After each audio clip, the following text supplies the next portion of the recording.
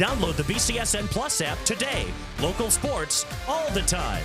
Visit bcsnnation.com for details. Discounts may apply. My pregame ritual is curling my hair. But when I get in the car and head, I live in Sylvania, a lot of people here know that. When I head this way, I have a playlist called Gospel Goodness. And a lot of people listen to pump up music to get going. I'm actually already on 10 and I need to come down a little bit. So I jam out to my Gospel Goodness all the way here. Maverick City and Elevation and some different hymns that kind of center me, put my mind right. And then once we walk into the arena, it's go time.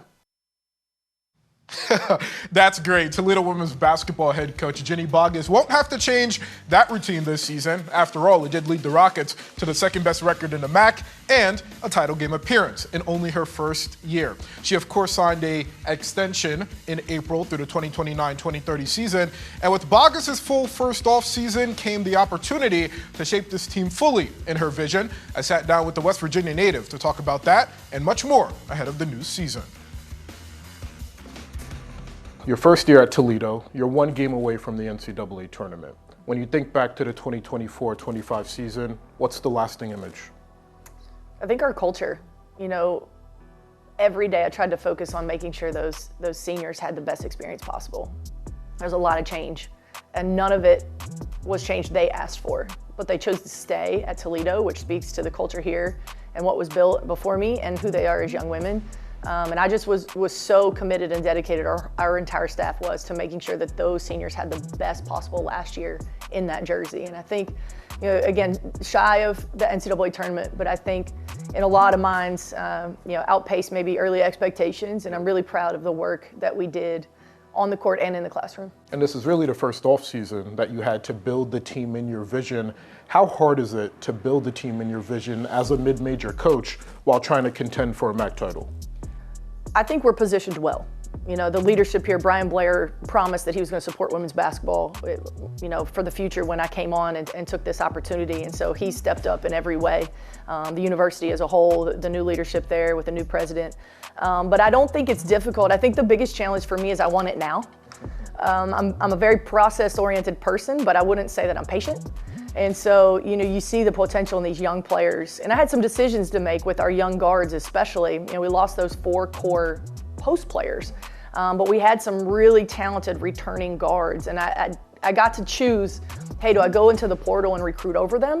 Or do we continue to develop from within? And so we brought in 1 guard transfer, but really are developing within our young core group and really, really excited for how they're stepping up. When you think about this team as a whole, now that it's shaped in your vision, how does it reflect the vision you have for this team?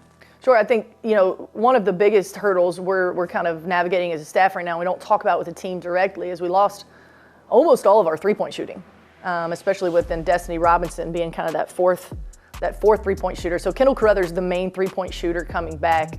So within that fast pace, you've got to be able to stretch the floor. You've got to have shooters on the floor. Like I said, our post players coming in, bringing a little bit of that. But Ella Weaver, playing at a really, really high level right now. Cadence Dykstra has worked on her 3-ball. Faith Fudd Robinson's worked on her 3-ball. Evilise Cole has always been a good shooter. Didn't necessarily have to do that for us last year. She's shooting the ball really consistently. So there's a lot of good things happening, especially in practice when we compete against our practice squad. Those young men are amazing. They raise the level every day. They're so selfless and so good for our team.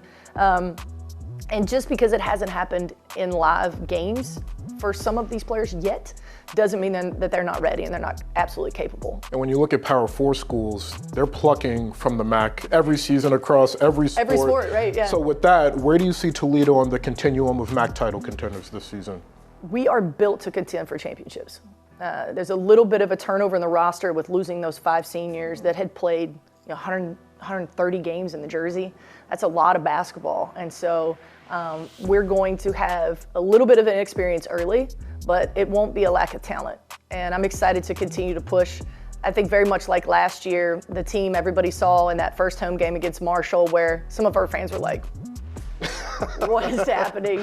And then the team in January, and then the team in March. There'll be different versions of this team that continues to grow and compete, and I'm really excited for us to be our best at the end.